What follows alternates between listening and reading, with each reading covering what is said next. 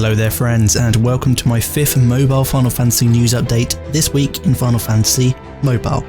And it's been a pretty big week, so let's just get stuck in. Biggest news this week is the release of Dissidia Final Fantasy Opera Omnia in Japan, and that was released on the 1st of February after the release date was announced at the anniversary event on the 31st. It was about 24 hours beforehand. But I mean, a few weeks ago it was said to be 99% complete, so we knew it was imminent. Now I am going to be creating a video specifically for Opera Omnia in the coming days, which will outline the key differences between it and the existing mobile Final Fantasy games, but I'll go over it briefly now as well. The game is an interesting mix of Dissidia's Brave/HP system and a classic Final Fantasy turn-based system, most similar to Final Fantasy X, I believe.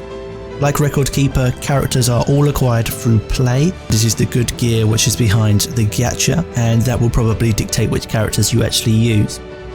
It has a story mode, which I don't understand, but it seems okay. I don't know, the cutscenes are decent. There's some great boss battles, great music. Interestingly, there's no stamina system, but there are daily lockouts to particularly profitable dungeons. And it's been kind of easy so far, but it's probably too soon to say for sure whether or not it'll stay the same. They also do seem to be very generous, at the moment at least, to free-to-play players. Most mobile games are at first, so we'll see how that goes in the coming months. There's also not been any news of a Western release, but I suspect it'll make its way west in the next 6 months to a year. I would imagine mobile games are a little bit easier to bring over than, say, a console game. And unlike the actual Dissidia arcade game, it simply needs to be localized, since the game in its current form is pretty much complete. Honestly, it is a really great game. It's got Square's usual brand of quality all over it, so if you're interested, I'd recommend giving it a go. It's more than playable without being able to read Japanese, and you'll probably have a lot of fun doing so. Right, let's move westward then.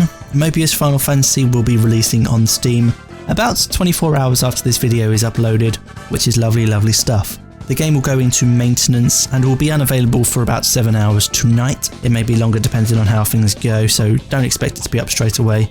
But when it does come back up, you'll need to update the app from the store, and presumably the PC version will be up and running shortly after that as well. February's calendar will also be made available at this point. So next week expect a beautiful looking gameplay in this section, rather than gameplay from my tablet, which is okay, but not quite on the same level. The day after that, the Final Fantasy VII Remake crossover will be taking place, where our Warrior of Light will team up with Cloud to get ourselves a Masamune baby. The Soldier First Class Legendary job will also become available, though we don't know quite how that's going to work. And I didn't really want to rant much on these sorts of videos, and maybe I'm being overly pessimistic, but I want to say how lame it is that they are holding back the calendar for this month. It seems to me as though they are purposefully playing their cards close to their chest, so that people cannot make an informed decision about whether to purchase managed sites now or later if they want to get the legendary job. We also have no idea what to look forward to in the game itself. The schedule should be released before or at the start of the month it's setting out, not a fifth to a quarter of the way through it. And also, the calendar being released soon, which means within the next week apparently, is not worthy of a push notification. Give me a push notification when you've done it, and end of rant. Rightio, let's move on to Brave Exvius, where things are a little bit quieter.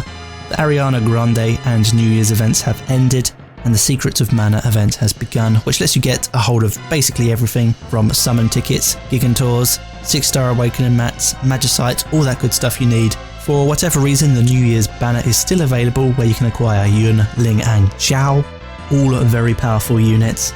I managed to get a hold of Ling, so I was pretty happy.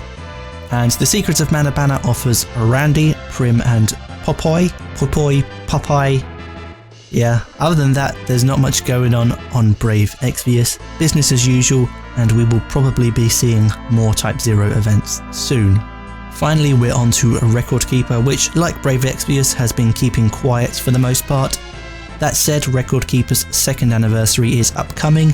A survey was recently released, which I'd recommend you'd answer if you haven't already, because you get a free Mithra.